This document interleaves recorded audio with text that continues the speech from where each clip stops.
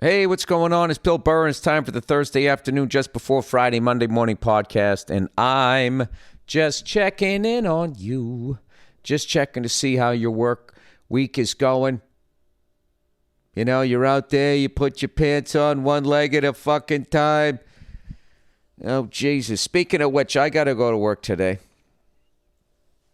You know, sorry for the frogginess of my voice.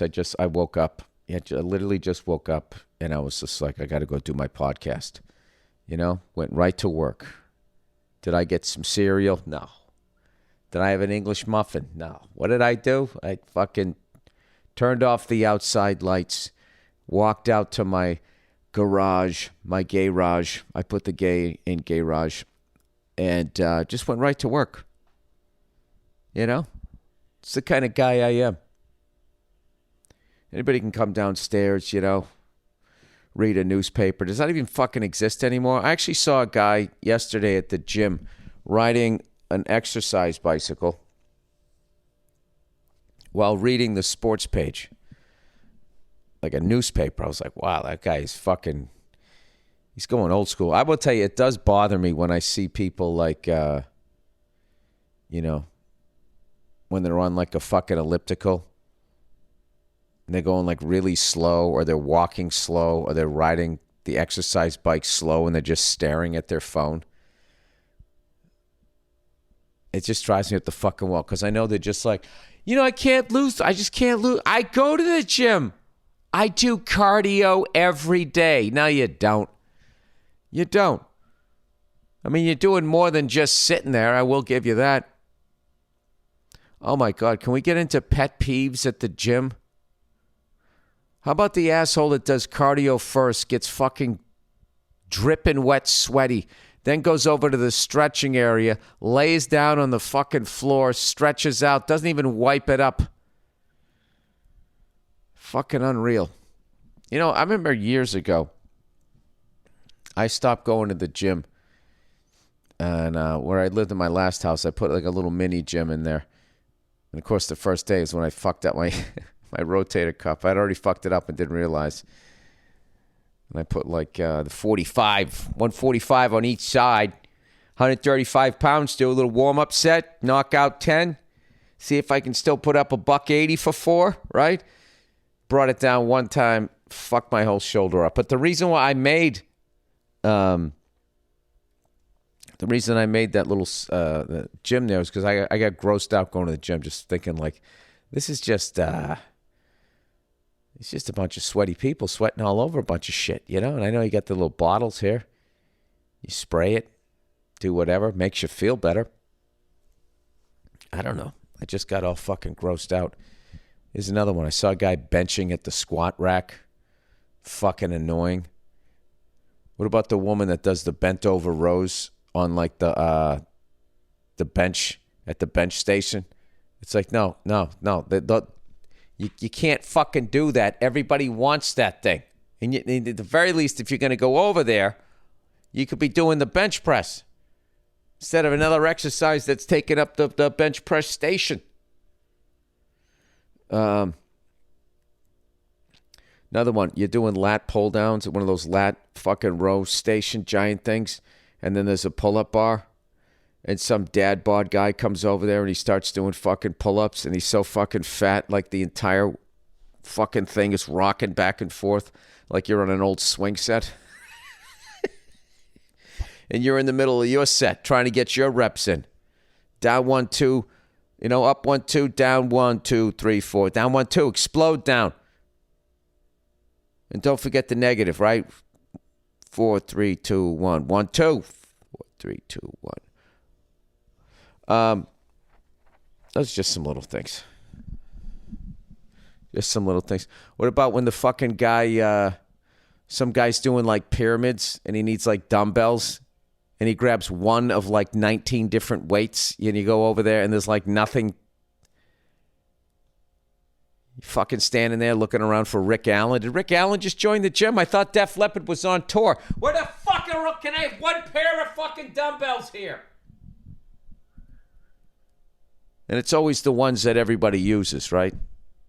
20, 25s, and 30s. Like, those are probably the most popular. Maybe 15s to 25s. You get up to like 30 pounds doing curls when you're my age. It's just like, what am I trying to prove here?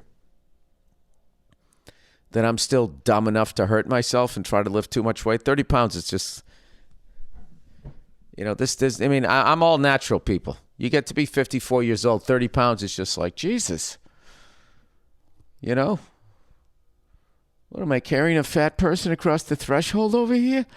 Remember that was like a thing you had to fucking do? Did you ever even have to do it, or did you just somebody do it in the movies in Hollywood and everybody felt like they had to do it? You got to carry your wife across the fucking... Because she's finally going to bang you. So you got to pick her fat ass up, right? You got to walk her across the threshold. It's just like, what are we... Just the whole beginning of that. All right, get used to it, buddy. This is the amount of work you're going to have to get in. You're going to have to put in so both of you can experience pleasure. She's just going to fucking lay there. Oh, Bill, what is going on? I don't know. I just have a ton of fucking work to do today. I don't want to I'm just being an asshole. I got to knock out this next pass of the movie. We turn it in. It's... the movie is going to be fucking really good. I'm talking shit early. I'm not talking shit. I'm just stating facts. It's going to be really fucking good. I have the movie trailer ready to go. And, yeah, I'm fucking psyched. It's becoming fun to go into the edit room because everything is working. And just doing little, nip and tuck here or there. So very excited. So pretty soon we're going to have the picture locked, and then we're going to score it, meaning we're going to have the music, and then they're going to colorize it. So everything looks nice. And then I think it's done. I have no idea. My daughter, right? She's got this thing now. She's just like, Dad, I want you to sleep with me. I don't like sleeping alone and all this type of stuff. I'm like, well, Dad sleeps with Mom. I can't. She goes, just one night. Can you just come in like one night or whatever? So I was like, all right, tomorrow night I'll do it. And she's all upset. And I go, listen, you got to understand something. All right? I go, I love you. Do you understand that? I go, you are literally the greatest thing that ever happened to me. And I'm so proud you're my daughter. And you know what she said? She said, Dad, can you buy me a Batman costume for Halloween? That was her response. And I fucking died laughing. And then that became the bit. I was like, stop asking me for stuff when I'm saying nice things for you. I'm saying nice things to you. And then she immediately smiled. And then I just started saying all this lovey-dovey stuff to her. And she just, can you get me Minecraft? She's obsessed with that because every kid, I guess, is out there playing Minecraft. It's like, no, you're not getting video games. It starts off nice. You build a village, and then you got to start killing people. The next thing you know, you're playing people online, and that's where all the pedophiles are. No, it's not happening. Anything else is fucking cool. Goddamn fucking stupid-ass fucking internet. It's just really, like, the amount of shit, I swear to God, that they just don't give a fuck about. I really think, I don't know, this is fucking, I don't know if this is crazy, but to come right off the heels of, considering, they've taken abortion away in so many of these states, can we just, like, start killing sex offenders, pedophiles and all that? You're not going to cure it. So that's it. It's like, oh, you did what to who? Okay, that's it. That's it. No? Fucking Red Sox lost again. Did I already talk about this? I've started this podcast twice. I can't remember. They fucking lost again. Fucking lost again. They cannot hold a goddamn lead. It was nice to see Bobby Dawback go yard fucking twice. Dude, I'm telling you, that big fucker, man, he gets a hold of one. It's going all the way out to fucking Kenmore Square. I don't know. Everybody's like shitting on the Red Sox when they suck. It's like, what the fuck are you talking? All their starters are hurt. Dude, they fucking suck, dude. Our best fucking player is, Bobby Dobek's playing third. Devers is out. Our whole fucking starting rotation is out. Yes, we're going to have a tough time at the major league level. That's why I think it's bullshit. If the Red Sox starters, are the third team in Major League Baseball to go a month without getting a win, I mean, it's a pretty easy thing to do when fucking all your starters are out. I'm just saying. All right? I don't want to get crazy here. Hey, I'm coming around to the Guardians. Took a second. Really didn't like the name. And I'm like, yeah, it kind of sounds heroic. Cleveland Guardians. Does sound a little Federal Reserve type of thing, like it's some sort of Freemason shit. No, it's just a gargoyle.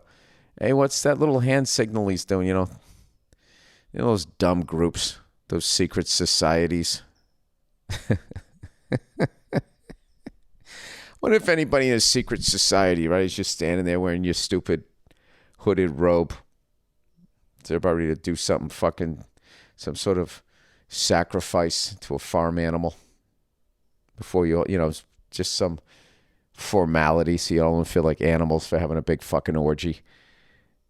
I wonder if anybody ever just looks, one secret society member looks over at another one just being like, it's pretty stupid, isn't it? Like, what are we doing? Why am I walking around in this fucking robe? Oh, man, I remember seeing that like a cult. Why are fucking cults? They're always big on these. Like, that gives them, like, credibility. Like, for morons, I swear to God, if they join a group and there's some sort of robe involved in a ceremony. Oh, my God. And then if people stand in a circle, forget it. It's over. We'll follow you to Central America and drink the Kool-Aid. What the fuck was that guy's name?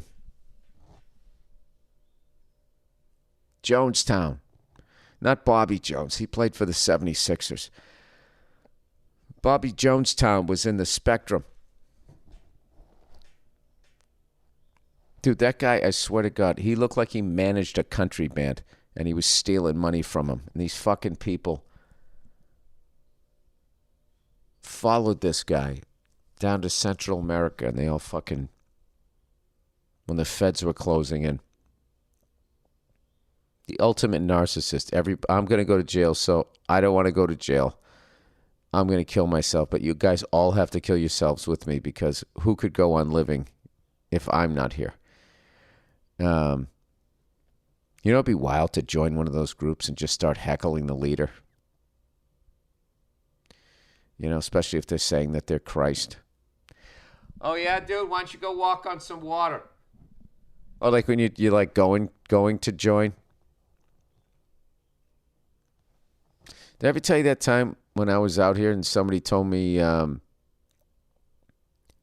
was looking for an acting class and this actor goes, oh, you should go to this acting class, right? And I go over there and, I audit the class and I'll tell you, it was weird. Like there was definitely a weird vibe, right? I'm sitting in the class and they would say like, oh, does anybody, at the beginning of class, does anybody have any news? And somebody raises their hand, and I go, this is the 90s, so these TV shows are going to be old. And the person raises their hand, and what's your news? And they, I just booked an episode of Jag. And then the whole class, like ridiculously loudly, starts cheering, like, whoa, whoa, like fucking clapping their hands, like ridiculously fucking loud. And I was like, all right, well, what was that all about, right? And then somebody else, what do you say? I booked a 2-episode arc on Friends. And then, everybody fucking going nuts. So I'm thinking in my head, why are they cheering so overly loud? And I was like, oh, I get it. Most acting classes, people get competitive and they get up, your victory is my loss type of shit. So they're just like, we're going to be overly positive. This feels weird, but whatever. It's an artsy thing and it's always going to be a little weird. So then the person goes, we have a couple of new people here auditing the class. And they go, we just moved here from fucking New York City. Please welcome Bill Burr. And they did the same fucking ridiculously loud clap. And I'm like, my face literally turned, like I was embarrassed. My face turned red. This is when I was old Billy Shy Boy. So during the break, and then, the people did some scenes and the actors were good and everything. So I was like, all right, they're a little weird, whatever. But the acting's good. And the guy teaching the class is fucking one of my favorite actors. This is all right. I can get past this shit, right? So then there's the break in the middle and I go to meet, the person to sign up for the classes. And they just kept going like, okay, this is a very special place. Okay, we have our own parking. You're going to be safe here. We have our own security, and everything that this guy was saying was always our own, like our own in-house. And there was just something weird about his vibe. And so I was trying to break the tension, and I jokingly said, I go, Jesus Christ, I feel like I'm joining a cult. And he sort of looked at me. And he didn't laugh, and I was like, all right, sorry. And then we just continued, and I watched. Oh, I remember too the acting teacher in the middle. He goes, "What'd you think about the beginning of the class? The cheering, was that too much?" It was all fucking weird. So, as luck would have it, I ended up going down to the Laugh Factory that night, and I ran into another comedian that was also trying to act. And I was telling him the story, and he goes, "What's the name of this place?" And I told it to him, and he goes, "Jesus Christ, Bill." He goes, "That's Scientology."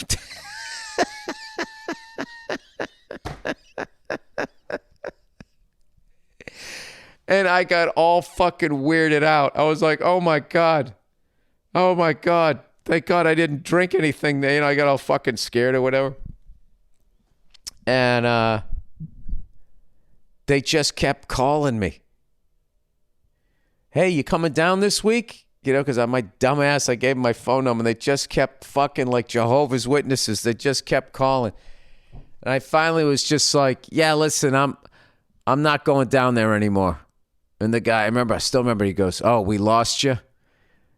It's, yeah, you lost me. Like you fucking never had me, you bunch of weirdos. Why can't Scientology be normal like the Catholic Church where they're fucking raping children and then moving rapists around for fucking a long... It's not the religion. It's the rapists. So that was my one experience where I almost... not really joined a cult. It's a religion. I know a lot of people don't want to admit that Scientology is a religion, but it is a religion. And they're like, oh, this guy, he just fucking made it up. It's just like, yeah, what does that teach you? Somebody just made up Catholicism. All of them, they're made up. That's just my opinion. It's my opinion. I think they're all fucking man-made. I think part of it was good. Where they were just like, all right, we got to come up with some sort of like invisible guy that you're going to answer to, because if not, what's going to stop people from just being complete animals down here? Then they came up with laws. It's really amazing with this podcast how much shit I just start to talk about as if I've read up on it and now I'm going to pass the information on to you. Then they came up with laws. Is that what they did, Bill? I don't know. I have no idea. I do know I am going to watch the Red Sox again tonight. I don't know. I like going through the whole fucking season. These people just showing up when they're doing well and then leaving. Oh, dude, I can't watch him. I can't watch him unless what I want to have happen happens. All All right. I've been doing a bunch of spots this week. Another reason why fucking froggy voiced here. Getting ready for Montreal. Do another 2 spots tonight. Then I go into Montreal. I land. I literally drop my bags. Montreal Comedy Festival. Very excited. I get to practice mon franche. I just want somebody to ask, hey, do you go there? And I can just be like, j'y vais. I've been cruising along. Dude, I'm telling you something. That Pimsleur French is fucking all right. That app, that Pimsleur app, I'm like now listening to French radio, and I still don't know 90% of the shit that they're saying, but all these other words I can never pick out, I'm now hearing, and I'm hearing the words like broken up, and there's been a couple of times where there'll be like these 8-second things where I was like, I know what they're talking about. It's very exciting. So anyway, I've been doing spots the last 2 nights. Did 3 spots on Tuesday. Sorry. 2 spots last night, and now I'm doing 2 more. And that's the kind of shit you need to be doing to get better, or at least to have your fucking act where it's supposed to be. But I haven't played drums for the last couple of days, so I gotta make sure I can still do that good times, bad times lick. I'm so afraid I'm gonna lose it, that it's now part of my warm-up. You know, I do these warm-up exercises, and then I play Traveling Riverside Blues, which is at 90 BPMs, and then I play Good Times, Bad Times 2 times in a row. I'm telling you, it's a little sloppy, but it's getting better each time, and fucking psyched. Finally got over that hump. All right, here we go, people. Let's do a little reads here. Diet Smoke. You know, let's take a break to tell you guys about Diet Smoke. Diet Smoke is the solution to avoid those, oh shit, I'm way too high moments. Diet Smoke makes Delta 8 THC, Delta 9 THC. Oh, good. I was hoping they wouldn't just have the Delta 8 THC. I'm very happy they have the Delta 9 also. And CBD products that are perfectly balanced. Their gummies, drinks, and vapes are not only delicious, they are guaranteed to give you that beautiful buzz that you've been looking for without melting you into the couch. They extract their THC and CBD from American-grown hemp, meaning they can ship directly to your door. No prescription, no sketchy weed dealer, no need to even leave the house. Is there somebody out there still dealing weed illegally? Diet Smoke just released, and is that illegal? Diet Smoke just released a bunch of new products and flavors, so no matter what type of mood you're in, they got you covered. So, if you're ready for that perfect high, man, head over to dietsmoke.com and use the code BURR, B-U-R-R, for 15% off your entire first order. That's promo code BURR for 15% off your first order. Must be 21 or older to order. All right. Back to the show, they write. Not back to the show. We have one more read here. Oh, it's movement, everybody. MVMT. Mike Victor, Mike Tango. In a tiny apartment in Southern California, 2 college dropouts teamed up to create a watch company that broke all the rules. Then they both got bitten by a nuclear reactive spider. They became a gay couple. No. With fair prices, unexpected colors, and clean... That was gay Spider-Man, which I just pitched. With fair prices, unexpected colors, and clean original designs... MVMT, pronounced movement, grew into one of the fastest growing watch brands, shipping to over 160 countries across the globe. Now, MVMT has expanded into blue light glasses that protect your eyes from your screens, minimalist jewelry, and more style essentials that don't break the bank, all designed out of their California headquarters. Number 1.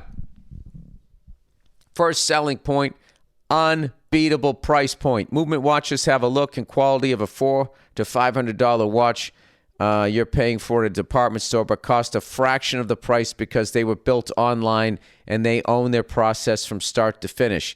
You get a beautiful watch shipped right to your door for free, and if you don't love it, you can ship it right back for free.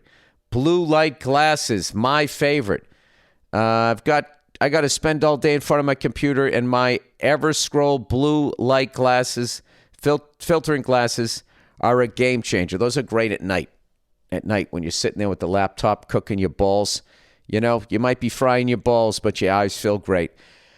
It really helps with eyes. You can see the ball cancer coming through these glasses. If it really helps with the eye strain and poor sleeping patterns. I love the modern style of the frames. I love looking stylish. I wear pajamas to bed like a 1950s like husband on a TV show. If you want to elevate your look with style that doesn't break the bank, then join the movement and get 15% off today with free shipping and free returns by going to mvmt.com/Burr. Again, that's mvmt.com/Burr. Anyway, sad fucking news. Speaking of TV shows from the 1950s, unfortunately, the legendary, the great Tony Dow passed away. He played, obviously, Wally Cleaver on Leave It to Beaver. And I don't know, man. That fucking blows. Now Jerry Mathers is the only one left. I used to fucking watch that show all the time. And I always thought Tony Dow was cool. You know? I always thought Wally was cool. You know? He was jacked a little bit. His voice changed. You know, everything that as a little boy you wanted to be able, oh, fuck, you know.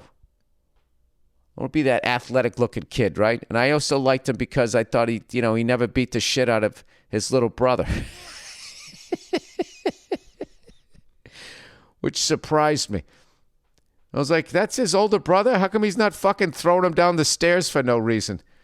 Just because he can. Oh, the parents aren't home? How come he's not fucking torturing them? I mean, that's what brothers did back in the day. Anyway, yeah, I remember, speaking of that, watching the Brady Bunch, the last episode, when Bobby washes Greg's hair and it turns orange. And Robert Reed thought it was such a stupid episode he refused to be in it. And none of them knew that was going to be the last episode. They thought they were coming back and they just didn't get renewed. So they never got to do a finale. So that is the final episode. And I remember Greg Brady was like, graduation's tomorrow. And I have orange hair. And he was fucking pissed. And he really looked like he was going to beat the fuck out of his little brother. And I wanted that to happen so bad. Even though I didn't enjoy it when it happened to me. Anyway, rest in peace to a Hollywood legend, Tony Dow of Leave It to Beaver fame, man. Gone too soon, I think. I know he was 77, but when you're 54 years old, I'm like, that's 23 years away, man. That's too fucking soon. And rest in peace, Paul Sorvino. I kind of had this feeling when Ray Liotta went, I'm like, God, nah. Now all the good fella guys are going to go. The great Paul Sorvino. Now I got to turn my back on you. What do I know about running a restaurant? Don't put too many onions in that sauce. Paulie didn't like phones. How many fucking legendary lines did he have? Now we can eat. I've been quoting all of those lines for like 30 years. Great singing voice and all that. And everybody I know that ever met him said he was just the greatest guy ever. What a run. Years active, 1956 to 2022. The guy almost had a 70-year career. Incredible. Rest in peace, though. Passed away in Jacksonville, Florida. From New York. So, that's all right. So he's probably down in Florida. He's like semi-retired. He wasn't paying fucking state taxes. He went out all right. Okay. That makes me feel good. Hey, what do you guys think about weed, man? Now that, wait a minute. What's going on here? Now that it's legal, I don't know. There's just something about it, man. I feel like they're going to do the same thing with, like, mushrooms. Because, like, mushrooms are going to kind of become legal, I guess. I heard, like, in West Hollywood, they're going to be able to sell those things. Because they're finding all of these great health benefits for PTSD and all of this type of stuff. Possibly Alzheimer's and dementia. They're fine. This stuff is all great. And I just feel like the big pharmaceuticals are going to grab hold of it, and they're going to start making synthetic mushrooms that cause a whole bunch of other side effects that they can then treat. It's really fucking evil. Because I feel like weed now that it's legal, is way less healthy. It's just way too fucking intense. There's just no way. I mean, I never smoked weed when I was growing up, but I remember my friends, they would get high and they would just giggle and that was it. They didn't just get, to that point of like, fuck, man, I can't get out of this goddamn chair. Like, you can get that way, like, I don't know, maybe because everybody's doing edibles now. I just hope, against hope again. I just hope what I know they're going to do, they don't fucking do.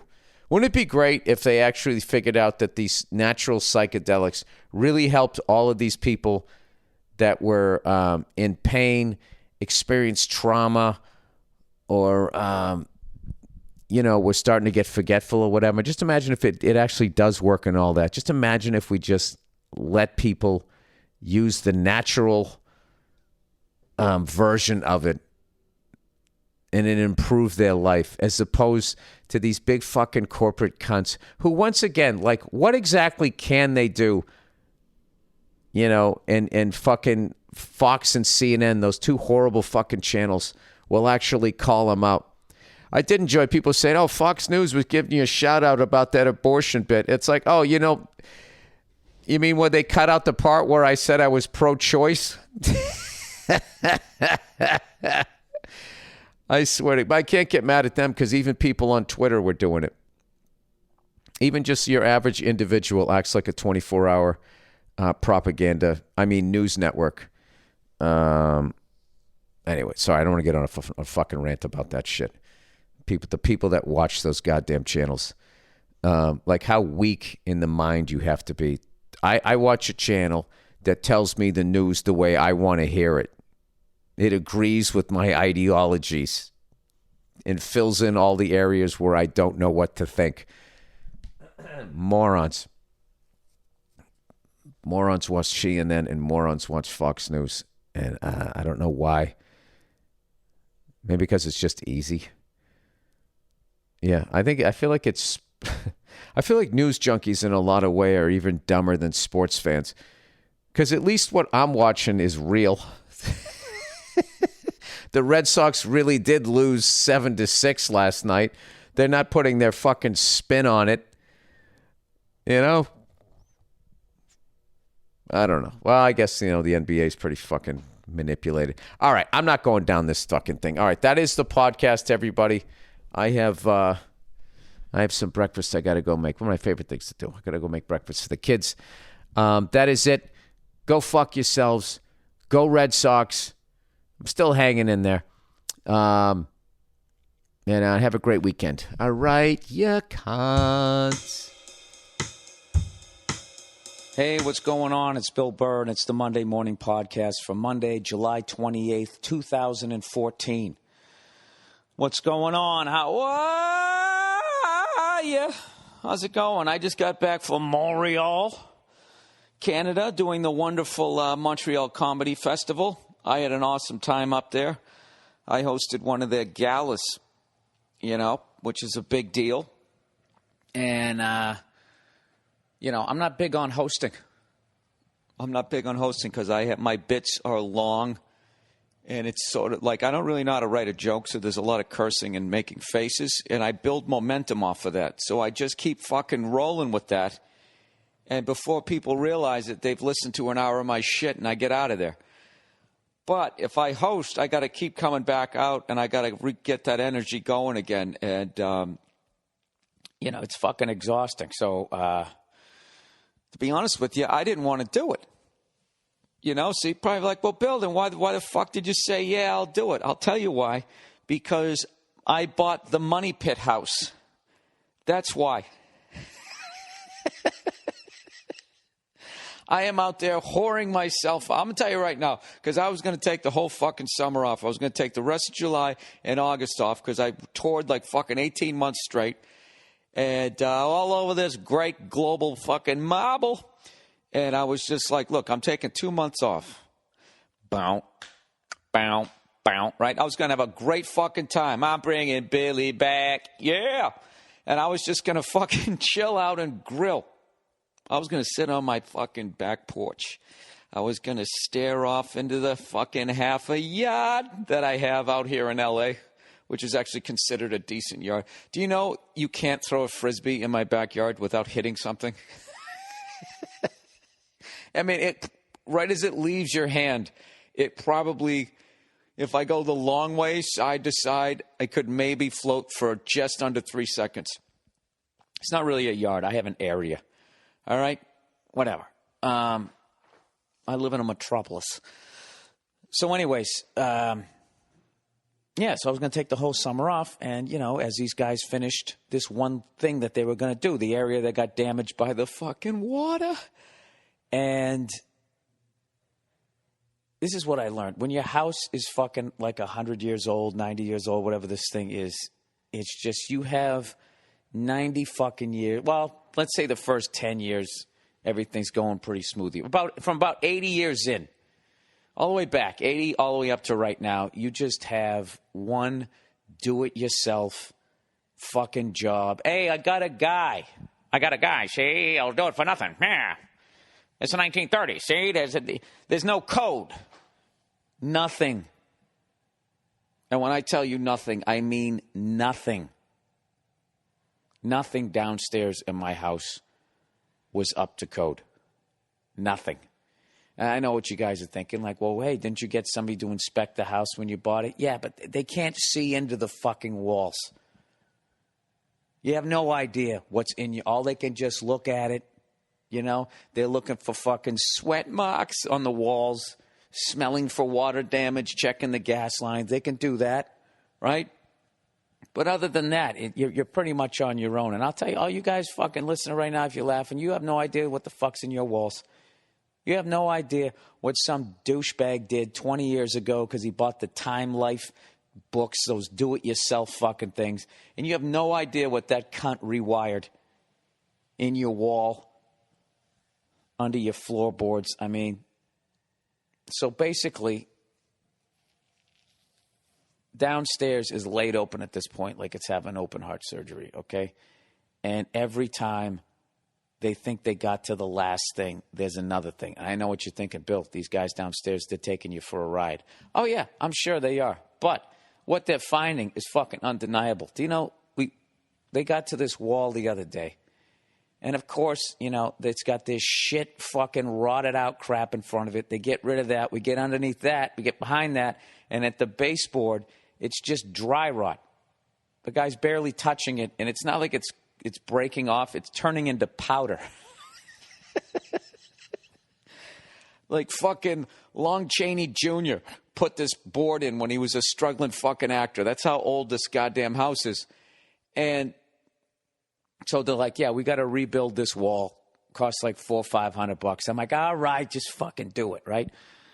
So they take down the drywall, plastic, whatever the fuck it is, and later on that day, right, I'm running around doing whatever I'm doing, and the contractor calls me up, and he's actually laughing. He's like, Bill, you got to come over and see this.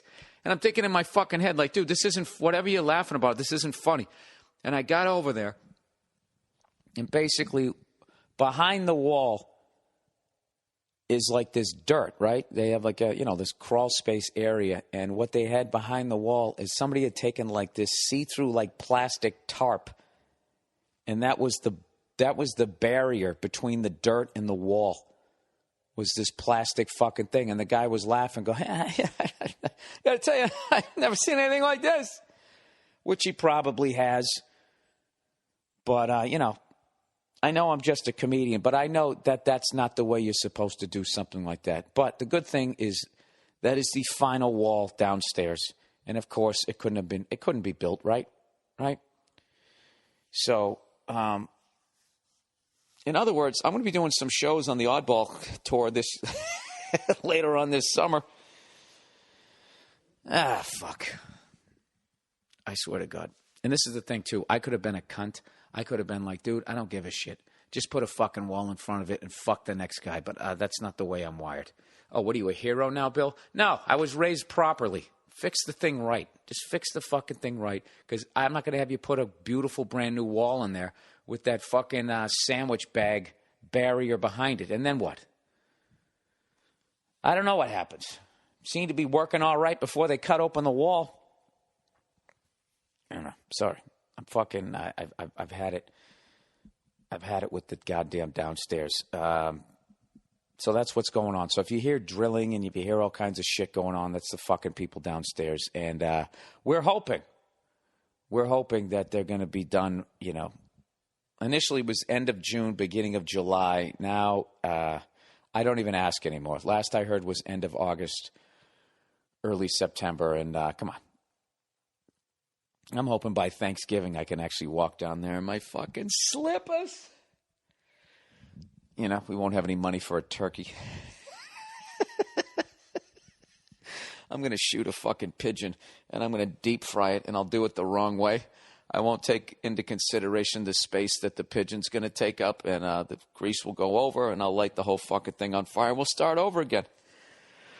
Oh, God. Oh, Jesus. This is why I actually like going on the road. I like going on the road because I don't have to listen to the sounds. That's the sound of the money flying out of your bank account. All right, so I had an unbelievable week. Aside from going up to Montreal, the Montreal Comedy Festival, and seeing a bunch of great comics, guys I started with, people who started before I did, and then a bunch of new faces that I went down and checked out. Earlier this week, I did a show out here in L.A. that I mentioned last week. I was talking to Norton where I was gonna play drums with this band. They had this cool show, like Best Goddamn Comedy Show or something, hosted by Josh Adam Myers. And we basically, hang on a second. What the fuck is this now? Getting this fucking text. Come on.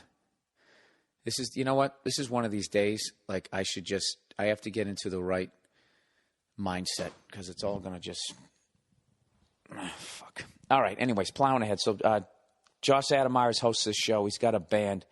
And basically, you know, there's a bunch of comics that play guitar, or they sing, or they play drums or whatever. And you go up, you do stand-up, you do whatever you want, but you can kind of make it music-based.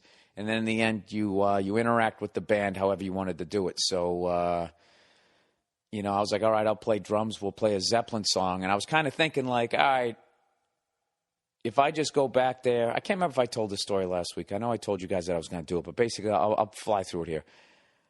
I basically was thinking, all right, well, if I just go back and play drums and I do a decent job, that will be interesting for like 30 seconds, and then people will have to sit through the rest of the song.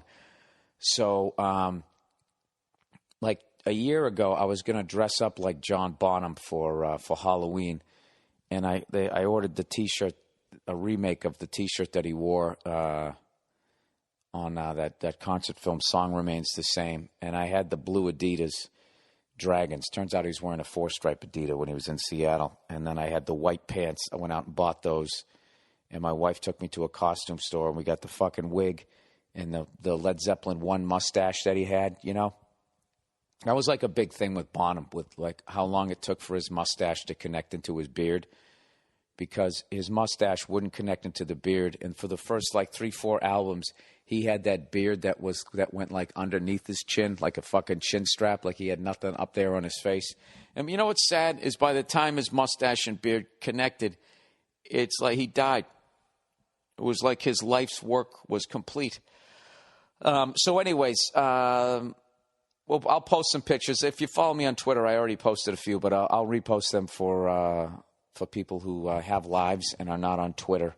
But anyway, so I went back there. I had a great fucking time. We screwed it up quite a bit. We butchered it pretty good, but it was still funny, man. It was a fun time, and for the longest time, I was kind of looking for a way that I could actually play live drums and people would know that I wasn't taking myself too seriously.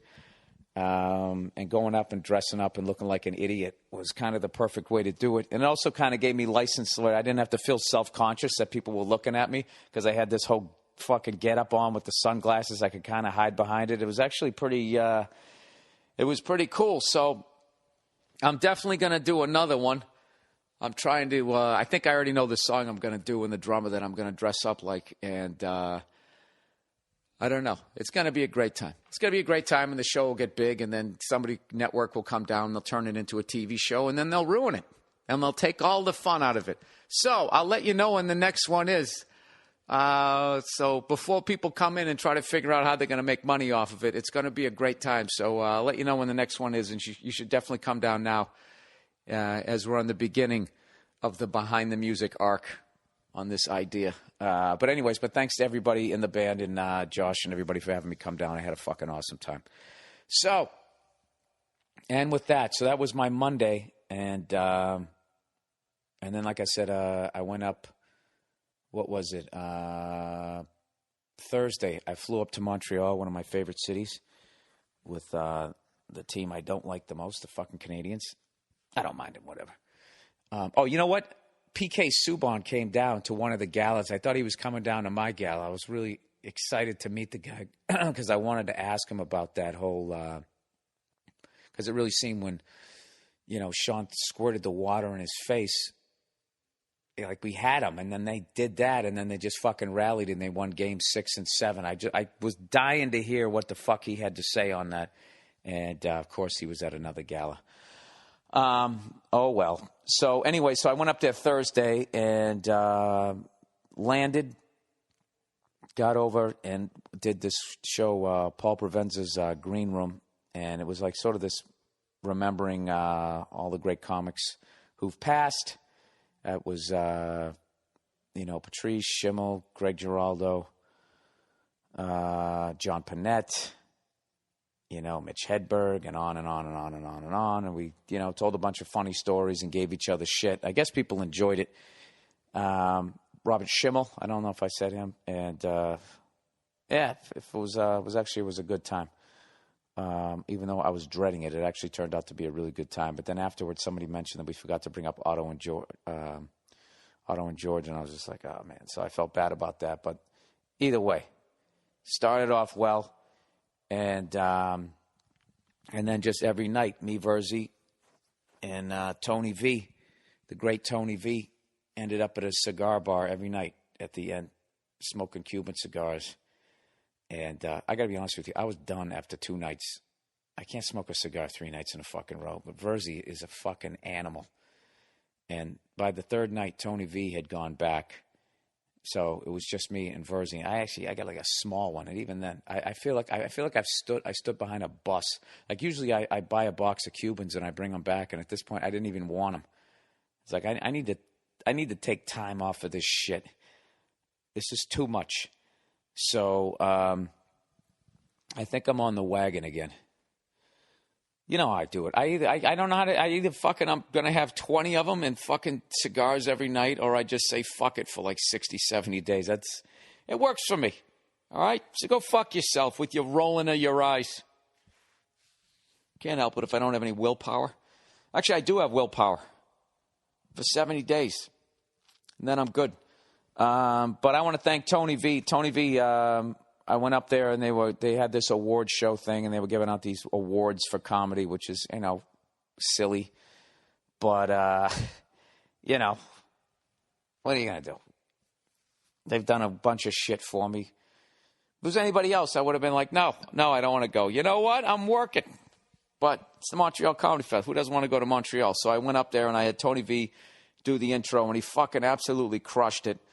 I don't know. That was a great time. And then the next night I did the gala, and I got to give a shout out to the people that were on the show, man. They were great. This dude Mark Forward, who I worked with in Toronto, was hilarious. And we had worked in Toronto like the end of last year, and I saw growth in him, like major growth since the last time I was with him. He was fucking great. God damn it, I hope I don't forget anybody. Michael Che, who I wasn't familiar with. I made sure I went out on YouTube and I watched everybody before I went out there because I wasn't allowed to say he's been on this show or this show because we were up in Canada. and I watched his Letterman set. The guy was phenomenal, and then his jokes at the gala were even better. Shit, I'm getting old. Oh, Verzi was on the show. Nikki Glazer, she was on it. That's how old I am. The show was literally 2 days ago. Oh, and then Chris D'Elia, he comes out, absolutely fucking murders it. He's a beast. And then Dom Herrera walked out, closed it out. Oh, wait. Kurt Metzger. I almost said Bert Kreischer. That's how fucking old I am. Kurt Metzger came out. He did this fucking bit. And what killed me was the I don't want to ruin the joke because I don't want to do his bits, but he did this bit and he was so clearly being absurd. And it was fucking hilarious. It was a bit about, girls in their teens committing suicide, and he had a solution as to what to do to prevent them from not killing themselves. And it was fucking hilarious. It was absurd. But the reviewer was just like, it didn't go over well at the gala, and it did go well on the Nasty Show. It's like, yeah, that's not his fault. You fucking idiots. Do you think he's being serious? There's nothing that gets, a lot of shit gets me going, but that really fucking annoys me when the critic doesn't even get the joke and they're blaming the comedian. Whatever. All right. So he fucking killed.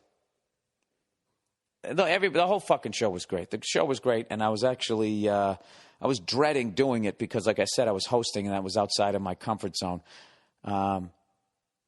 You know what it is? It goes back to early in my career where I hosted a show at the Comedy Connection in Providence, Rhode Island, and I ate my balls so fucking bad.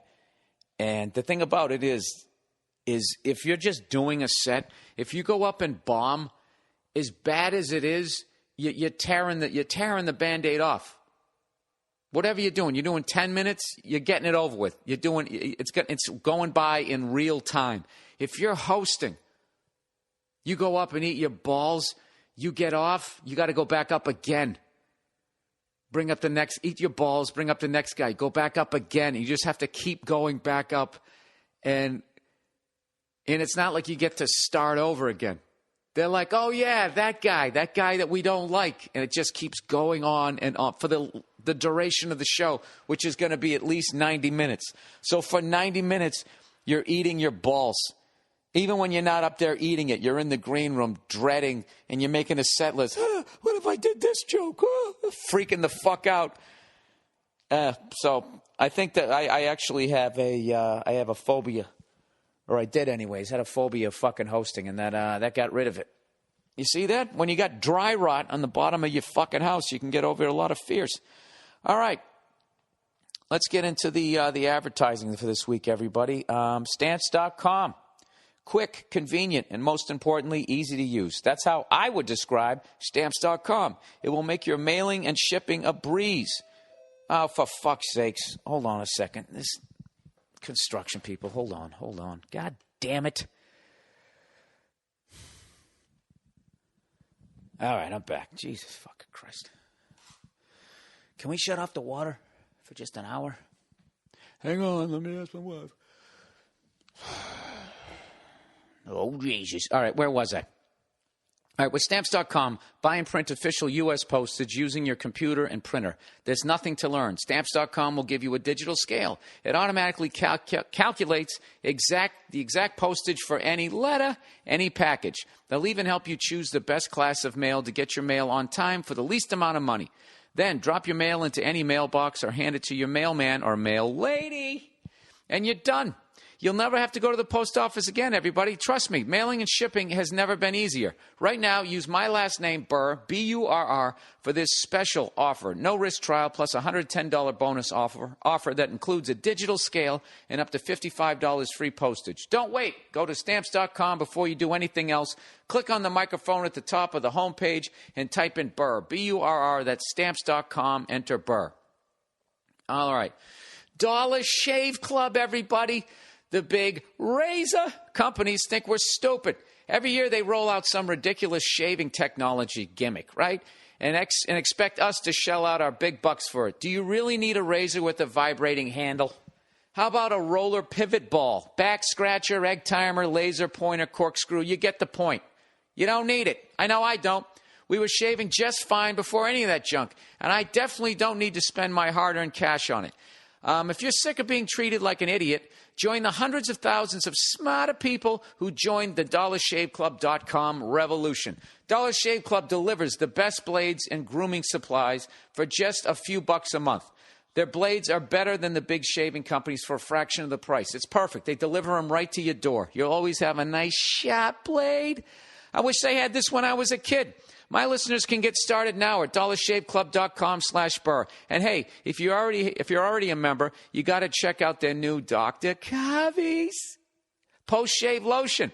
It's the perfect way to make peace with your face after the disruptive act of shaving. By the way, after shaving lotion, underrated. Underrated. You got to use this stuff.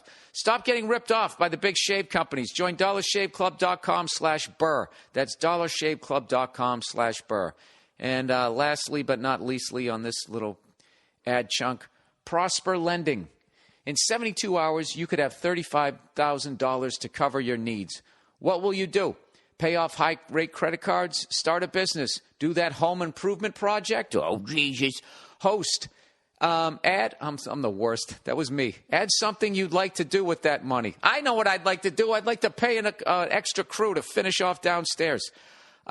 With our sponsor, Prosper, it's never been easier. Go online, answer a few questions, and see how your low fixed rate... Wait a minute. Slow down, Bill. Go online, answer a few questions, and see your low fixed rate in seconds. Your money hits your account in as few as 3 days. Prosper's the fastest growing peer-to-peer lender, and they facilitated over $1 billion in loans to people like you. Their revolutionary platform connects people looking to borrow money with those who have money to invest. There's no outrageous fees, no raising interest rates, and you'll never set foot in a bank. Just go to prosper.com/Burr, B-U-R-R, to check your rate instantly without affecting your credit score. That's nice. For a limited time, Prosper is offering my listeners a $50 Visa prepaid gift card when you get the loan. Go to prosper.com/Burr. Up to $35,000 in just 3 days and a $50 gift card. Go to prosper.com/Burr. All right. Here we go. Back to the thing there. You know, one of these weeks I'm actually going to look at the copy before I go to read it. I always do that. Personal experience, or I go host. What a maroon. All right. So anyway, so now that I'm trying to convince myself that I'm going to knock off the drinking. Whenever I quit booze, I have to go like 6 days. I can go like 3-4 days, and I don't give a shit if I have a beer. But once I get to 6 days, I feel like I got a little hitting streak going, you know? And I don't want to start back over at zero. So we'll see how I am this time next week. But I'm going to lay off the stoves, going to lay off the booze there. And like I said, we'll see how it goes. And I'm trying to do my final push to tip the scales at $1.62. The last time I had a flat stomach and a little bit of abs over there. And I got to be honest with you, a lot of people are giving me shit for my diet advice, despite the fact that I know some people that have been, you know, some of the suggestions that I'm making, you know, quinoa salads and all that type of stuff. Somebody actually texted me saying, your diet advice is making me angry. And it's just like, dude, I think that has less to do with what I'm suggesting vegetables. Vegetables are making you angry. I think that has to do with you probably had, you know, an overbearing father like myself, you know, who didn't let you speak up and express your opinions.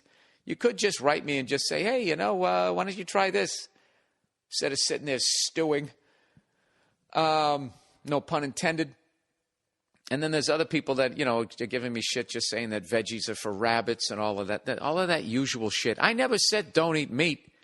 I'm just saying what's been working for me. I'm in the best shape I've been in like 3 years, and everybody's saying my dietary advice is bullshit. It's completely working for me. And they're still holding on to that whole, you know, eat like a man. You know, fucking go kill an animal and go eat it. I'm not saying don't do that shit, but here's something. Here's something I would like you to try for all the meat eaters out there that are giving me shit. And I'm not even saying, they're so fucking paranoid, carnivores.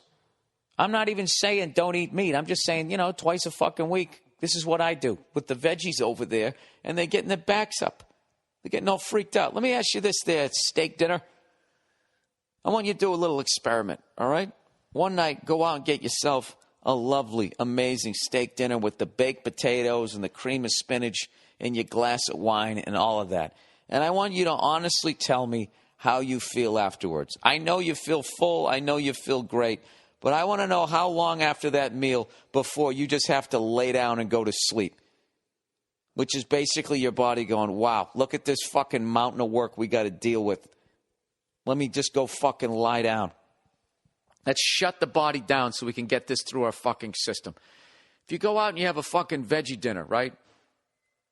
That's of the same quality as a good steakhouse. I mean, I'm not talking about going to one of those things where they deep fry fucking zucchini. At that point, you might as well go to McDonald's. I'm saying actually a really, a comparable to whatever steakhouse you're going to, go to a comparable vegetarian place and tell me how you feel after that. Okay? And I will always eat steak. I love a fucking steak dinner. I love chicken. I love all of that shit. I'm always going to eat that stuff. But it's undeniable, as far as I'm concerned, how much better I feel when I do the veggie thing. So, I know I'm never going to stop eating cattle.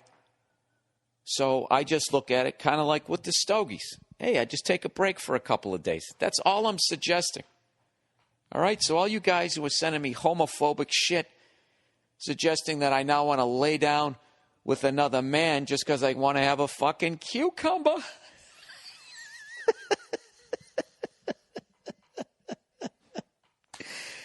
Well, dude, look at the shape of it. Cucumber's like a fucking porn star's dick, It's like you're blowing the Hulk.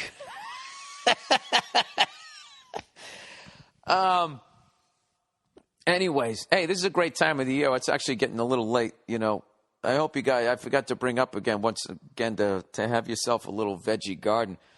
Our tomatoes are just starting to become ripe, and the other night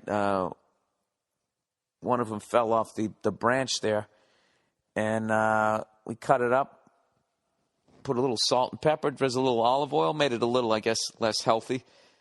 Fucking ate the thing. I was unbelievable.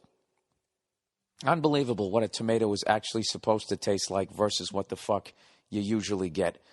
So anyway, so all you guys out there who think I'm like, slowly going to start, walking on stage wearing yoga stretchy pants.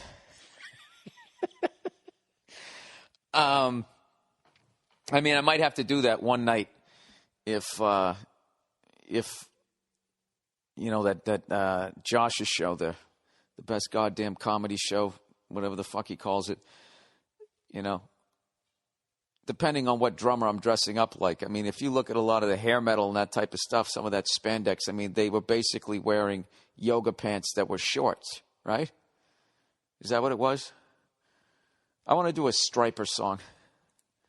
Joking, I would never do that to people. Anyway, so that's all I'm suggesting. So everybody can, fucking relax. Can relax. What else did I do up in Montreal besides booze my face off? Oh, I did radio. I did some radio. I did Rich and Bonnie's podcast. Going in there knowing full well that it was going to be some of the most awkward moments in the history of radio, which is basically what a podcast is. I don't know why they call it a podcast. It's a fucking radio show.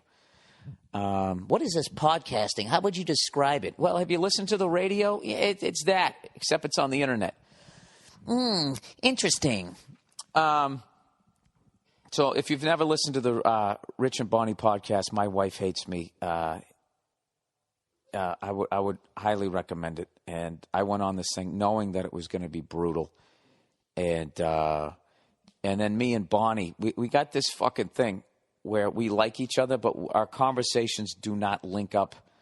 You ever have something like that? Some of you just cannot, like, you just, It's just been a 20-year misunderstanding between the two of us. I never know what she's saying. She never knows what I'm saying. And it just leads us to these fucking dead ends where we just both look at each other, shake our heads, and walk away, and then start over again at the top of the street. So that's essentially, if you'd like to listen to like an hour of that, with Rich Voss telling stories that really have nothing to do with what me and Bonnie are attempting to say to one another, I highly recommend it. I'm fucking around. It was a great time. People really seemed to enjoy it. And then also there was some really funny comics in the crowd. Judy Gold, people like that chiming in and that type of stuff, adding to it. So, and this one old guy who fell asleep 2 minutes into it, we actually sent him, sorry, just had the hiccups there. I wasn't getting emotional. We actually sent him off into the corner so he could sleep and his friends could watch. And he nodded off for the whole show. I think we got a picture of him. All right, and then that was it. I did the Opie and Jimmy show. And I think that was it. That's what I did. That was my festival. And another one. Another Montreal Comedy Festival. Down the fucking tubes. All right. Hey, don't look now, but the New York Yankees are making a push for the playoffs. Those sons of bitches are actually in the wild card. And as a fan of Derek Jeter, I'd like to see him make it just to see Jeter do one more postseason. Of course, I want to see the Yankees lose, which is always bigger than my respect for Derek Jeter. But I don't know. Be kind of sad if that was like, fucking end of the season. And then that was just it. I do have tickets to the to that last game he's playing at Fenway Park. Did I tell you guys I bought in half on Red Sox season tickets this year? Buddy of mine was on a waiting list for 10 years and he got these great seats and he's like, I can't swing these, man. I need some more people to buy in. So I bought in for my little block of tickets, me and a couple other guys or whatever, and because they're expensive as shit. And I'm thinking like, all right, well, I got enough family and friends back there that I can sell them to them. And then I can, the Sox don't care if you put them up on StubHub. So I'm like, I'll be fine. Right. And, the Red Sox shit the bed from day one and I can't give these things away. I lost my shirt on these tickets. Once again, Bill Burr on the Comedy Oddball Tour later on this summer. Jesus fucking Christ. So, but I do have that. What's funny is I could actually sell that pair of tickets on StubHub and I can make a ton of fucking money. A ton of my money back. I would still lose. But especially if the Yankees don't make the playoffs, and that could actually be like his last fucking game, I think. It's a possibility.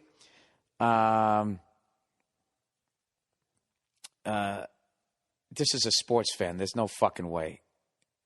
I'd rather be there. I've never been like, I remember a long time ago, two of my buddies, they got season tickets to the Patriots in 1985. And the Patriots ended up going to the Super Bowl, and they had tickets to go to Super Bowl 20, and they both scalped them. And I thought it was the dumbest thing ever. And even though we lost 46-10, even though we got fucking destroyed, it's just like I would still rather go to Super Bowl 20 and actually see the 46 defense live. You could have saw Walter Payton, all of those, Richard Dent, Wilbur Marshall, all of those fucking Hall of Famers, all of those people you could have seen. Jim McMahon versus fucking Tony Eason, and then old Steve Grogan coming in. That whole fight, that would have been great. And you get to party down in New Orleans. I always think the experience, even if your team loses, is way better than selling. I mean, maybe I'm a fucking jackass, but I always look at it that way. So I'm definitely going back for that game. Maybe I'll pick up like a one-nighter along the way. But I'm really looking forward to going to that.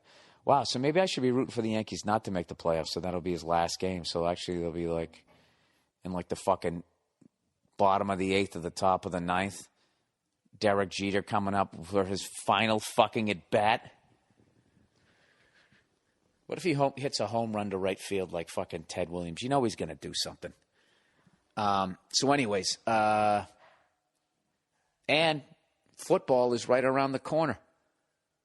This is such an exciting time. Is there anything more exciting than when you see them, they start going to like fucking training camp?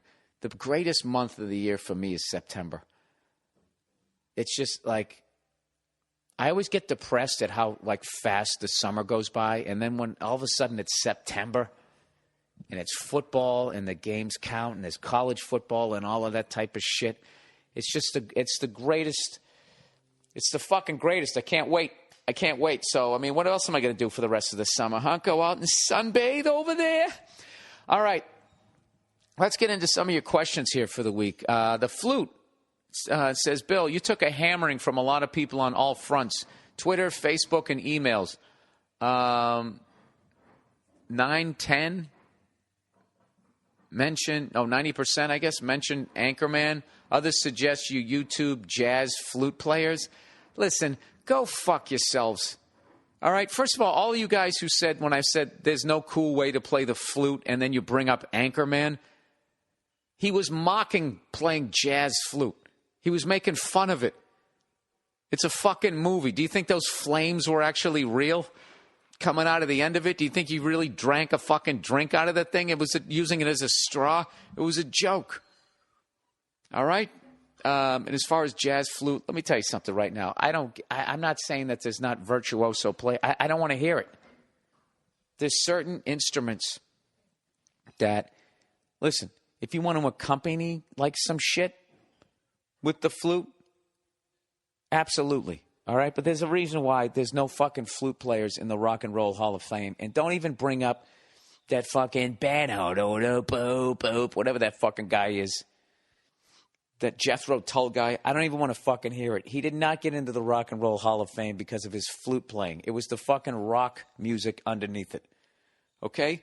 So you can take your flute, turn it up sideways, and shove it straight up your candy ass. No.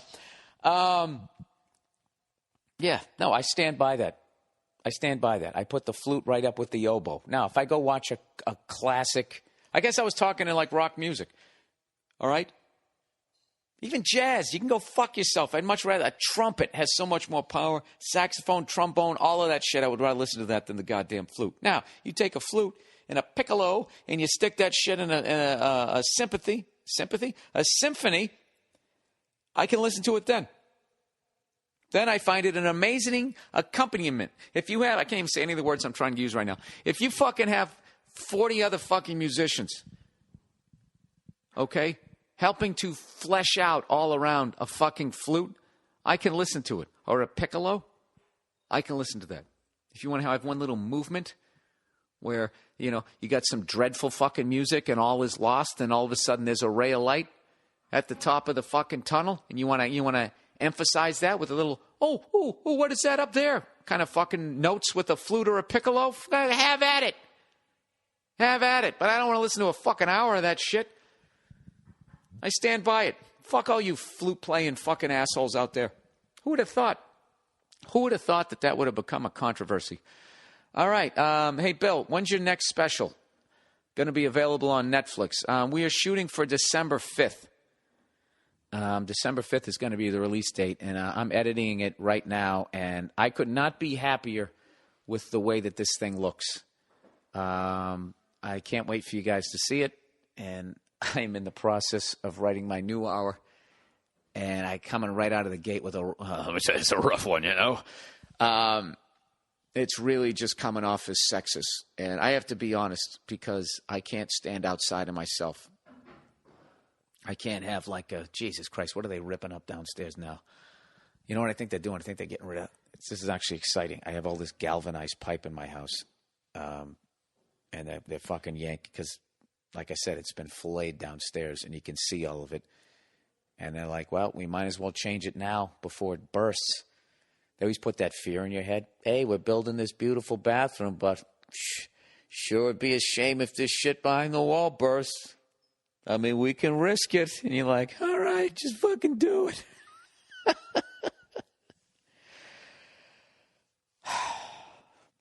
I'm not going to make any money off this house. I'm going to have to fucking live to be 150. Oh, Christ. This is... The only good thing about buying a fucking house is that if you want to change something, you can. You don't have to clear it with your landlord. But as far as making any money off your house, it's a fucking pipe dream unless you fucking start fucking over other people. And when the market's hot, you go in and you buy houses and you do a half-ass fucking job. You half-ass the whole fucking thing. You don't even know what the fuck you're doing. That's why I hate that show where they flip this house. I can't stand watching those people who aren't like they sit there and they'll show the guy who bought the house. He's trying to figure out how to use the sander or whatever to redo hardwood floors. He doesn't even know what he's doing. They're playing this silly music, and he does a fucking half-ass job. And then you watch these suckers come in because what he did is all brand new, so it's still holding together and it hasn't fallen apart yet. And you're just watching these people getting led off to fucking financial slaughter. Sorry. Anyways, so this opening bit that I'm doing, I can't tell if it's coming off sexist or I just am sexist. The point of it isn't sexism, but it's really coming off like that. It's really been especially up there in Montreal. Oh, Jesus. I opened with that at the gala. I'm sure they'll edit that one out. So anyways, yeah, the next one, it's going to be December 5th. And also, my comedy album is finally done. Finally went through all the red tape with Carnegie Hall. Finally got them pressed, all the records pressed. I'm going to find out today. I actually have them in my house. I have to find out when I can sell these things to you because they're also going to be available in stores. But the fucker is done. And I think I'm going to be doing a co-release with Aziz Ansari on Third Man Records, which is Jack White's label out of Nashville, Tennessee. So that's a little teaser. That should be coming up in the next, I don't know when, in the next month or so, I hope. I'm really hoping. I think they're finishing up Aziz's album. So it's going to be pretty cool. And once again, I really want to stress this, okay? The material that's on my Carnegie album is, that was November of 2011. And when I taped You People Are All the Same, that was March of 2012. So that's December, January, February, March, 4 months later. So this was where my act was at 4 months earlier. So there's a ton of overlap, which is why I wanted to put it out on vinyl only, because I wanted to document that I actually got to perform at Carnegie Hall. But I don't want to fuck any of you guys over where you're thinking this is going to, oh my God, this is going to be an hour of completely different shit that I never heard of. That's not what it is. What you're going to hear is where my act was 4 months before I recorded it. So there is some different shit, but I'd have to say at least 80% of it is the same jokes, ideas, or whatever. And granted, I tell them differently. I'm sure someone will listen to them and be like, I actually like the way you did the fucking jerk-off joke at Carnegie better than you did it in D.C. So there will be that. But I'm letting you guys know that shit. So I don't want to hear any fucking crap from any of you like I screwed you over. I'm going out of my way to let you know that this is what it is. But it's really, to have a comedy album, is pretty fucking awesome. And it's something that I don't think this will be the last time I do this. I would like to try and... I have a couple of ideas where I could put out just an hour of original shit, maybe just out on vinyl. That could be a cool thing. We'll see. We shall see. So I'm just letting you know that is, I actually have them. I just have to wait to figure out when I'm going to sell them. But every day that I don't is closer to the holidays, and it'll make a wonderful gift. There you go. Oh, Jesus, what is that guy drilling down there? If any of the construction people who are working on my house are listening to my podcast, I know you guys are doing a phenomenal job, all right? I'm just being a crabby cunt, okay? So don't fucking not tighten down the screws down there, okay?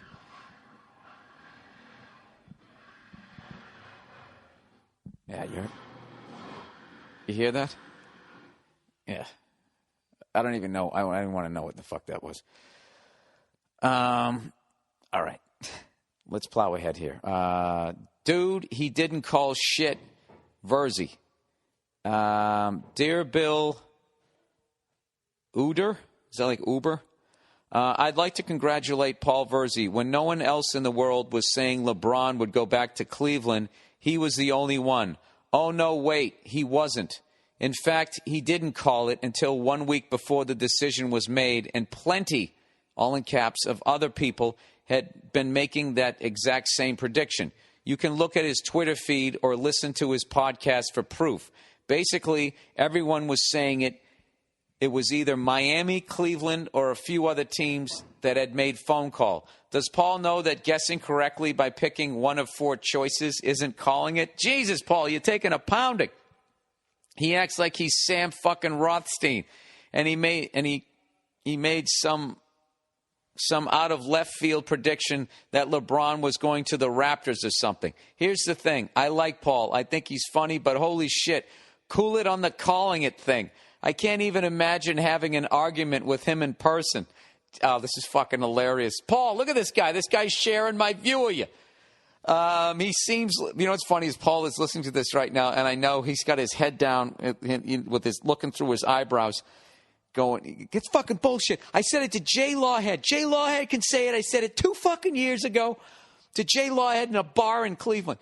He goes, he seems like the type of guy who does that thing where he puts the tip of his fingers together when he's making a point. No, he definitely doesn't do that. Then shakes his hands back and forth from his chest to the floor like an Italian, and do that annoying thing where you look at someone else in the group besides the guy you're making a point to as if to say, hey, we're all together on this point I'm making against this guy in front of me. Am I right, fellas? That's hilarious. That's why I love Italians. I love that they do that. He goes, all due respect to Paul, though. Great guy. Now that you took the piss out of him. He goes, he literally has to be the worst poker player on the planet, too. I can't imagine him playing it cool with anything but pocket aces. Watching Paul's face and Paul's face alone during the whole process of him chasing a straight would be priceless.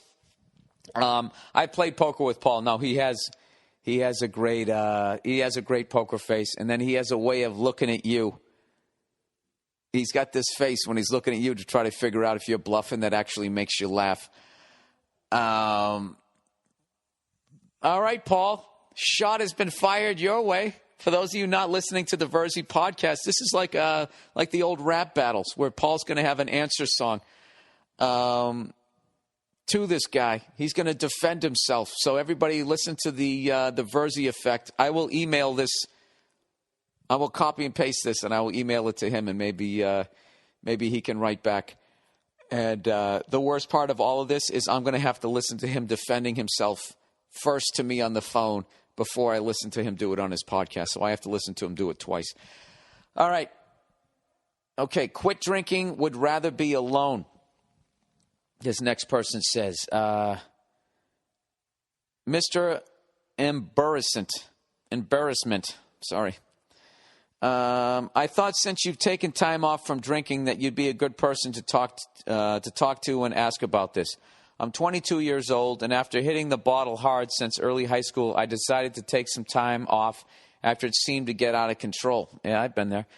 I've been sober for nearly 5 months at this point. The thing is that since putting up the bottle, I've noticed I enjoy spending time alone rather than with other people. I still go out to bars and hang with my buddies who drink and usually just end up being the designated driver. He says, I have no problem with people who can control their alcohol. Just thought it would be a good personal choice to take some time away. But being sober / the sober guy at 22 is pretty damn rough when everyone else is getting shitty. Just wondering if you had any insight on the matter. Thanks, and go fuck yourself. Well, I can actually relate, even at 46, of being the sober guy because of all the free time that comedians have. We can kind of drink like we're still 22. So I know how, I guess, but I'm not 22. So I guess there is an extra amount of stress with that. But I think what you're doing is a great thing. And hello, Nia. Hi. I think it's a great thing. And how do I put this? When you go on a run of not drinking, it's all about you, okay, and what you want to do and how long you want to do it. And I wouldn't give in to any like external pressures as to when and where you start drinking again. I always find it funny when I'm not drinking to go to a bar and watch basically everybody slowly roofing themselves and then just watch the behavior. And like I said, I don't do it in a judgmental way because I'm more kind of observing like, oh, this is how I was acting. It can definitely suck at night, but there's nothing better in the morning when you wake up without a hangover, ready to take on the world. And I would think at 22 to do that's pretty mature, and you got a chance of meeting your judgment on who you start dating would probably be a lot better rather than you're hammered and she's hammered, and you start the relationship off in this cloudy area.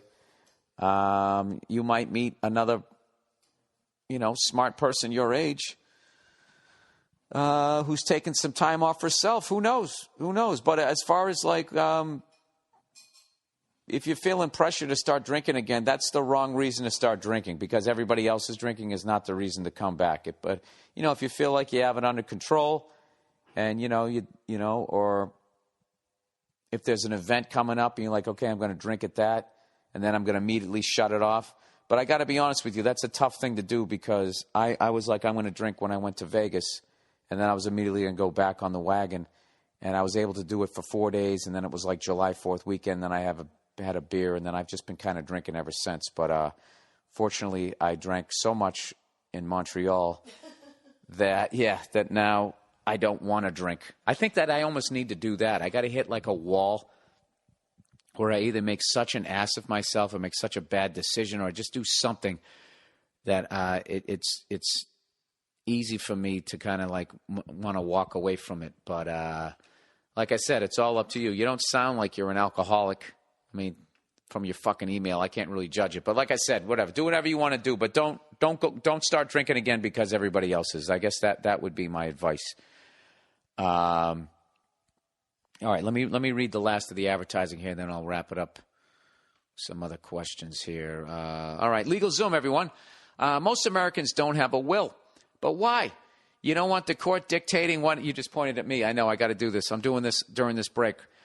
You don't want the court dictating what happens to your property and minor children. So why procrastinate? Most people say too expensive or too time-consuming. My answer, LegalZoom.com. Too expensive? LegalZoom makes prices... What? LegalZoom's prices just make sense. I swear to God, I'm dyslexic. Too time-consuming? It just takes 20 minutes, and LegalZoom guides you through from start to finish. The service was developed by some of the best legal minds in the country, and they made it painless for you to get the legal help you need. In fact, helping people get legally protected has been their mission and passion for over 13 years. During National Make-A-Will Month, get special pricing on wills and living trusts by entering Burr, B-U-R-R, in the referral box at checkout. Again, that discount code is Burr. It's National Make-A-Will Month, so don't wait. Protect your family, protect your future at LegalZoom today. LegalZoom was developed by top attorneys to provide self-help services at your specific direction. However, they are not a law firm.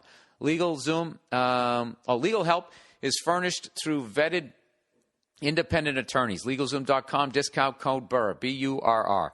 And lastly, but not leastly, Hulu Plus, everyone. You've probably tried Hulu on your computer. Hulu Plus is so much more. With Hulu Plus, you can watch shows on your schedule. I love this, by the way. Hulu Plus has all of your favorite shows like Cosmos, A Space Odyssey, Bob's Burgers, or Undateable, starring Chris D'Elia.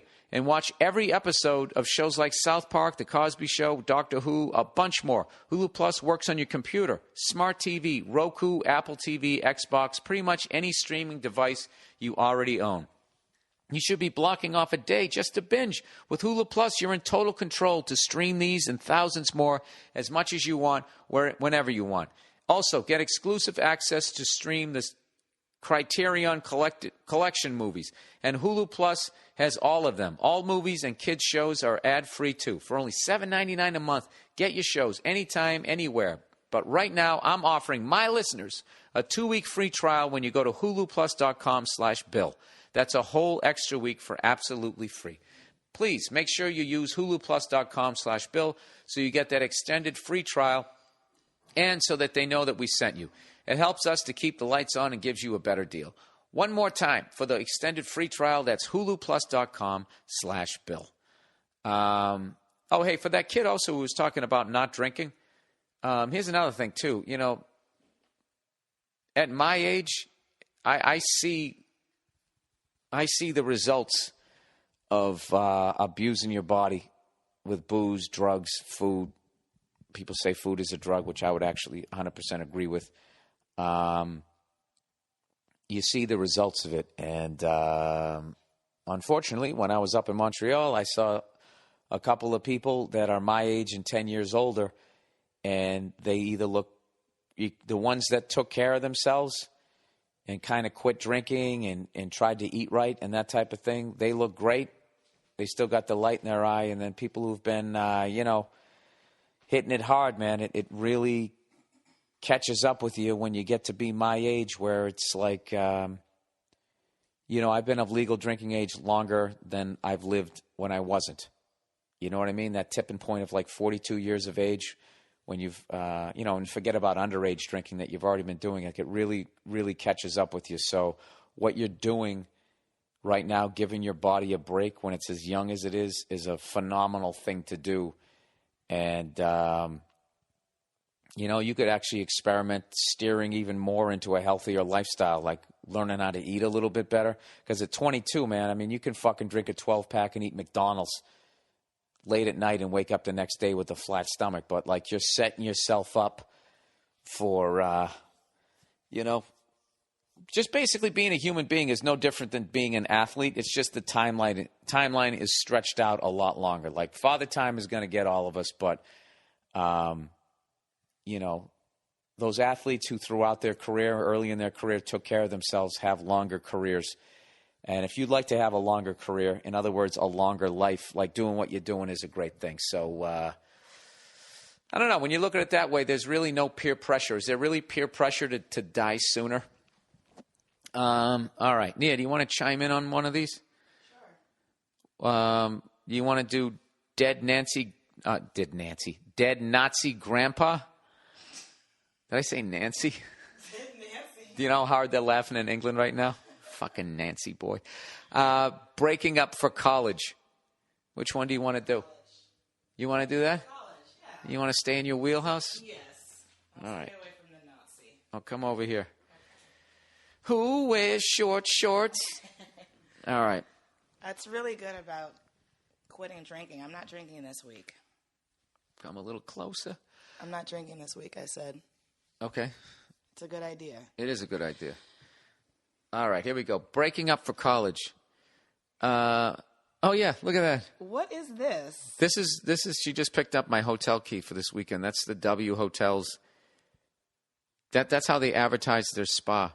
And there's a girl on it wearing a bikini, sitting on luggage, and holding like a hat box. So fit avec Tara Styles. Is she like a trainer there? There's literally a picture of like a half-naked woman on your room key. Yeah, I mean, I said that a long time ago. The W Hotel, everything looks like it's been jizzed on. Oh, no. No, they have that hungover lighting and all of that type of stuff. You're making a mistake, lamps, It's very sexy. No, it's hacky sexy, that aquarium lighting that they have and all of it. I've decided I'm done with them. I'm done with them. I like those older, stuffier places with the good breakfast. Oh, I want some holiday sauce. I say holidays? Holidays? Hollandaise. Hollandaise. How many times I've read that and I still can't retain it? All right, breaking up for college. Dear Bill, my girlfriend and I have been dating for a while throughout high school. It's pretty much the relationship I've always dreamt of. Never really getting tired of each other, no fighting, similar views and tastes. A healthy amount of sex. Sounds like a recipe. And a healthy scoop of sex. Very supportive of each other. However, we both graduated high school and are going off to college. She's going to a liberal arts school in Philly while I'm staying in the state to go to Northern Arizona University. We both agreed that it wouldn't be healthy to try and maintain a long-distance relationship, so we're spending these last few weeks of the summer together, and we'll break it off when she leaves for Philly. Oh, wow, man, that sounds sad. This is a high school. This is a person who just graduated from high school. Yeah. And they're talking about it's pretty much the relationship I've always dreamt of. Since when? Since you were 5? Yeah.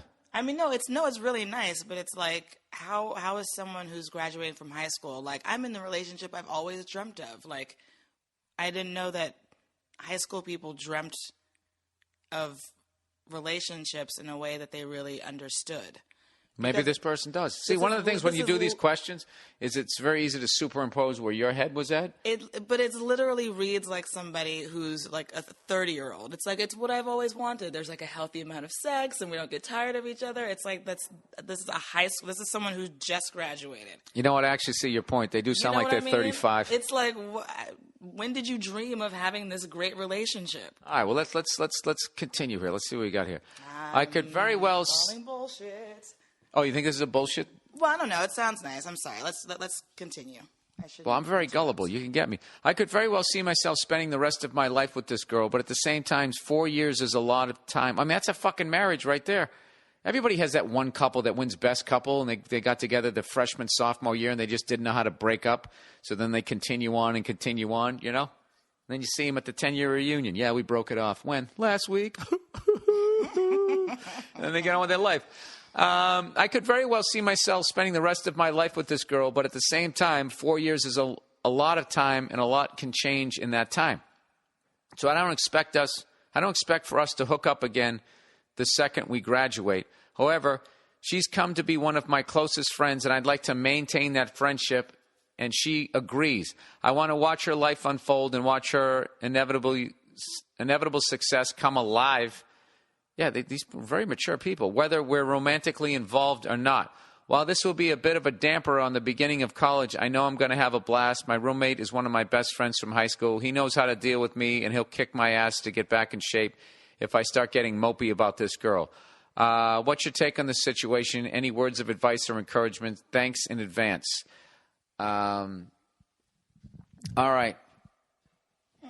I would say...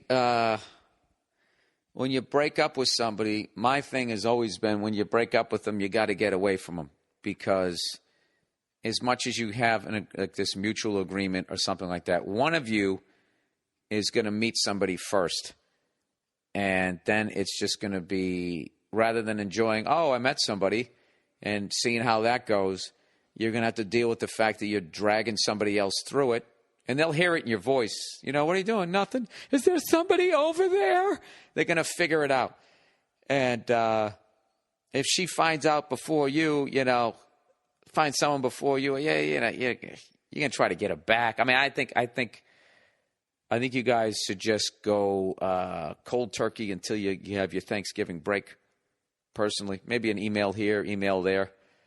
But I think you guys should, if you're going to break up, you got to break up. I think. Nia? I'm actually I'm still trying to understand exactly what the question is, because honestly, it sounds like from this email, it sounds like you've got it figured out perfectly to me.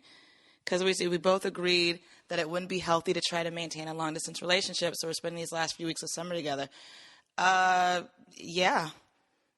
I mean, you're not going to be the only person in college and freshman year of college who's left their boyfriend or girlfriend behind. That's a pretty normal thing. So, yeah, spend your summer together. It sounds like a movie, actually. Spend the summer together, and then you both go off. And, yeah, Thanksgiving break, they'll probably see each other and whatnot. But, I mean, I honestly wouldn't put too much pressure on either one of you to try to... It sounds like you're both really amazing, lovely people, and that's really nice. But, yes, you are going to meet other people in college, and the fact that you're being really realistic about it is... if you had to guess... I don't really have much to say about this. If you had to guess... It's so mature. That's why I'm sort of, stuck. All right, you want to go to Dead Nancy Grandpa? Nazi. All right, so yeah, you guys seem you got it figured out. Yeah, there's not really much else to say. But what about me? My advice? What I'm saying, he shouldn't stay in contact with her. I don't think that's possible. I mean, I don't think you should try to continue a relationship. Let's try to make it work. You guys have already said it's going to be too hard, But to be friends and things, I mean, part of her Sure. blossoming will be her blowing somebody else at some point. I don't want to be crass, but I don't think you you want to don't want to see. be crass, but you just talked about Well, you don't her want to see those. blossoming by Yeah. blowing somebody. Listen, there's a lot of colors in a sunset, ridiculous. okay? There's a lot of colors in the sunset. You don't need to see all of them. Blossoming, coloring in the sunset. You're really trying to make it. Or sunrise. Sunrise blossoming. Sunset's the end. No, I think if they're going to be friends, they're going to text, they're going to email, they're going to see each other's social media activity. Like, it's impossible not to. And someone may get jealous. Or It's not impossible not to. You just don't look at it. You cut it out. Cut it out. It doesn't sound like he wants to cut it out because they really enjoy each other. All I right. don't. You know what think- I'm doing? I'm doing the exact thing that I told you not to do. I'm superimposing my thoughts. The shit Yeah, that like I've been through. if we were to, God forbid, if we were to break up or whatever, Beat it. You would never want to like text me or like talk to me. You'd just be like, No, of course I would, but like I wouldn't be involved in it because I know where that's going. Right. Yeah. Yeah, I don't. But I don't think they should go cold turkey. Yeah, you'd meet some guy named Roger, Roger. Roy, one of those R guys. Rick, oh, he's got a car. He's awesome. All right. Dead Nazi grandpa. Dear Billy Blowhard, there's been a story going around in the news here, another Philly story, here in Philly for the past few weeks that I want to hear your opinion on. I'm writing because I know you were a big World War II guy. I was for like 2 months when I was reading, and then I fucking I don't know, now I'm into fucking quinoa. Yeah, then you became obsessed with something else. That's what Bill does. He gets really into something, and he's like obsessive about it, and then he moves on to the next thing. Which is why I'm a comedian. Why I can't write scripts, because my mind works in bits. I take a little information, and then I go, ooh, there's a spider on the wall. You know, the funny thing is that I give you a hard time about that all the time, and I'm very similar to that. Finally. Okay, and following this, I know you're a big World War II guy, and following this has weirdly made me feel sympathy for an ex-Nazi. So he's been following this story, and he feels sympathy for an ex-Nazi. He says, long story short, there was an 89-year-old man who had served as a guard in Auschwitz when he was 17. His mother was born in the United States, so after the war, he moved to the Philadelphia area. He lived here under his original name, and this is until June 2013. There was a word missing there. When a Bavarian town passed a law allowing ex-Nazis to be excommunicated to Germany to face trial. He was eventually arrested and charged with 158 counts of accessory to murder. There was a big argument about it. The guy just died in U.S. prison this week. I got into an argument about this today. Is it fucked up for this guy to get arrested 70 years later for something he did as a teenager? Even if he is the biggest cunt on the planet, I think the Philly cops have other shit to worry about. It's like that movie Apt Pupil. That sounds like Apt Pupil. Do you remember that movie? Yeah, except this guy was he was in a guard tower, where that other guy was like a Rudolph Hess more type of a guy. I don't think it's fucked up for you to get arrested for something that you did in your teenage years. If you killed 158 people. But this is the thing. He's a 17. This is the thing. If he came at it like this and saying, listen, this guy was a teenager, all right, when this madman took over his country, he doesn't have a choice. He has to join the fucking army. And everybody is like, well, you know, you could say, no, I'm not doing it. And then it's like, then you get your brains blown out. You can't just go, well, fuck it, I'm out of here. It's 17. Where are you going to go? Not only is your country completely at war, the entire continent is at war. And I think it's very easy to not be 17 in the middle of fucking World War II and for you to sit there and go, and like, you know what I would have done? I would have been an angel, and I would have done this, this, this, and this, and this. And it's just like I can have empathy for the situation that he was put into, but it's one of those things where it's. I mean, what happened there? I mean, they're prosecuting people. I mean, I don't know. Do you think that the 17-year-old kid? I mean, he's a fucking kid. The person or the people that would be very concerned about having this person arrested would be like.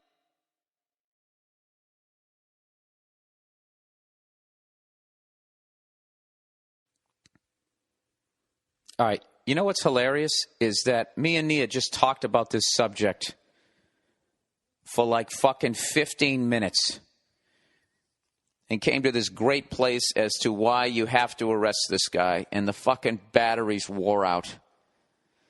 God damn it. I know. I told you. This is just not, this just ain't my fucking day. So all I can do is paraphrase. Oh, God, what a fucking buzzkill. It's basically kind of what I left off saying. It's like you got to prosecute him because he was part of a war crime. So you have to prosecute him. But I was basically making the point that if this kid in Philly, who I don't agree with the way he seems to be defending him. I'm defending him the way I am. I'm defending that 17-year-old kid in this way.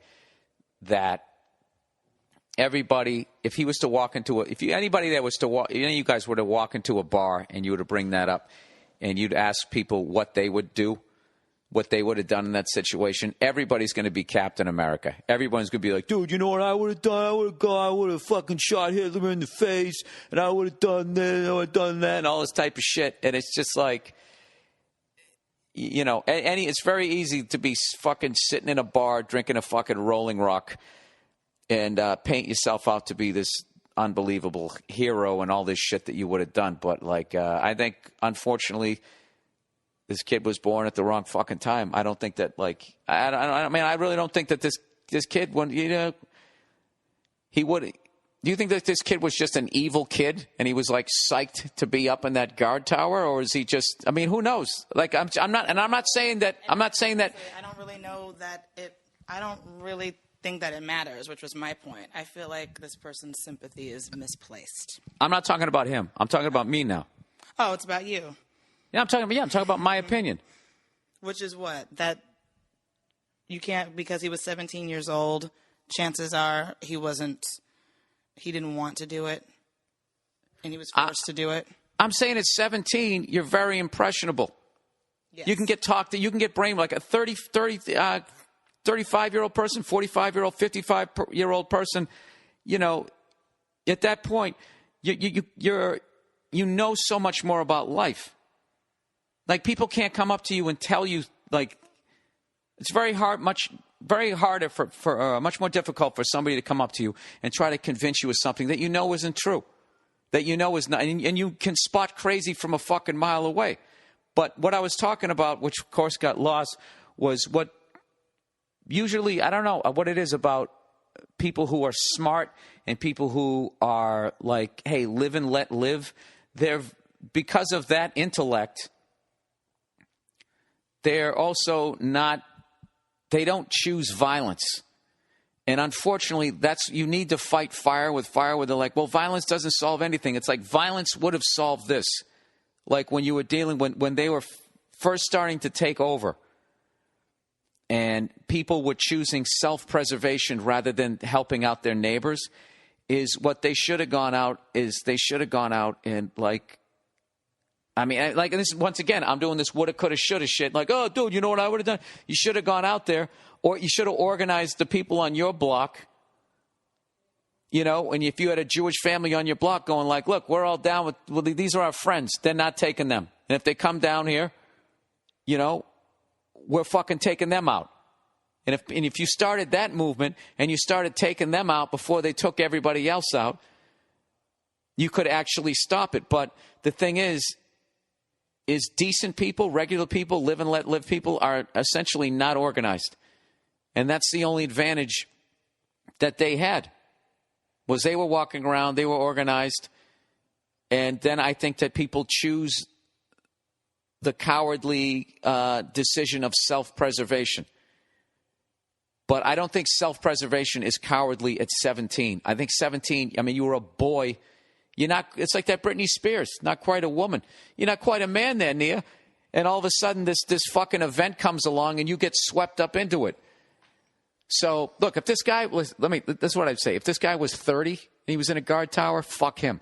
All right? If you're 17 in a guard tower, you still got to prosecute him. But, it's not like I'm going to sit there and be like, dude, you know what I would have done at 17? When the entire continent was at war, I would have fucking walked to Africa and just left it behind. Like, I mean, I don't know what this kid's... his option was basically he had to take a bullet in his own head or go up there. Yeah, I don't know. I don't know. I'm out on this one. I think I'm out.